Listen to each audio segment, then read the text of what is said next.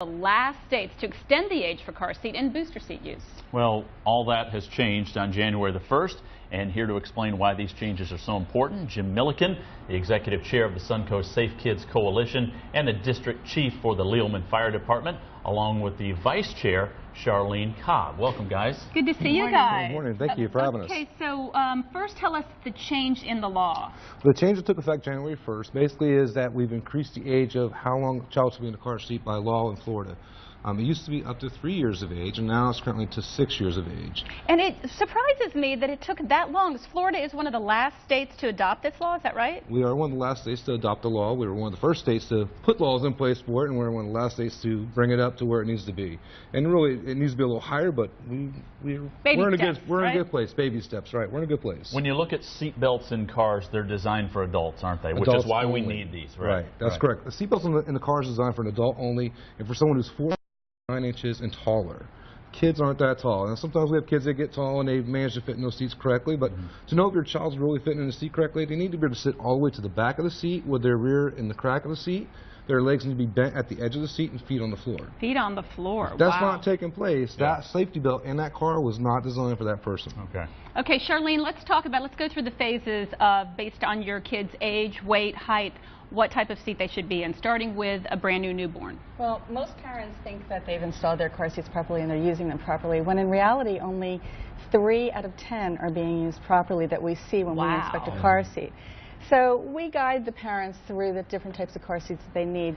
This here is a convertible car seat, which will be used for an infant in rear facing and for an older child or toddler in forward facing. How do you use that in a rear face? Because I know the car seats have changed a lot since my kids were little. So this is, when I looked at that, I said that's a forward facing car seat, but it also can be converted into the rear facing. It can. So the kickstand will go down, it'll turn around to rear facing, it'll give the incline that you need.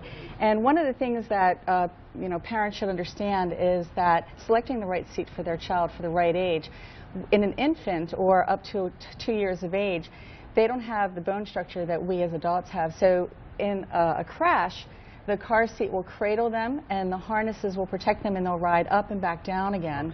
So that way, they're not going to fly out of the car seat and they're not going to have damage to their, necks, their fragile necks and their spine.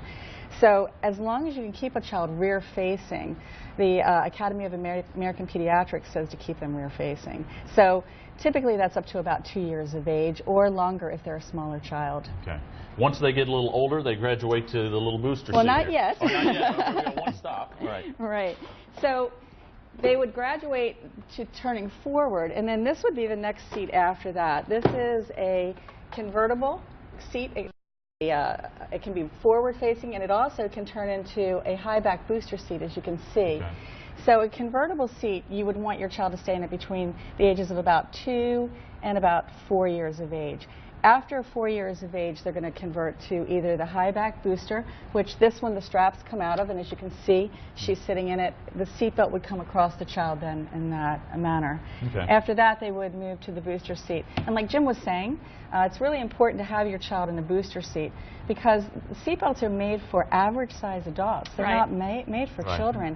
And a lot of times, the seatbelt comes across their neck and across their waist instead of their pelvis, their strongest bone structure. So we need to make sure that the parents recognize that. As a matter of fact, some statistics say that probably about 7 out of 10 parents move their child out of a booster seat too early. Too early. I agree with that. And we have to wrap. I know we only have a second left, but I love this type of seat because this is the thing that's not too embarrassing for kids. I know I put my son in a leopard booster seat for so many years, so I think he would have really apprayed something like this. So thanks so much, guys. And more information on the law is at what website? www.stayalertpinellas.com, and also they can go on our website and find out places that they can get their car seats inspected to make sure that their car seats are in correctly.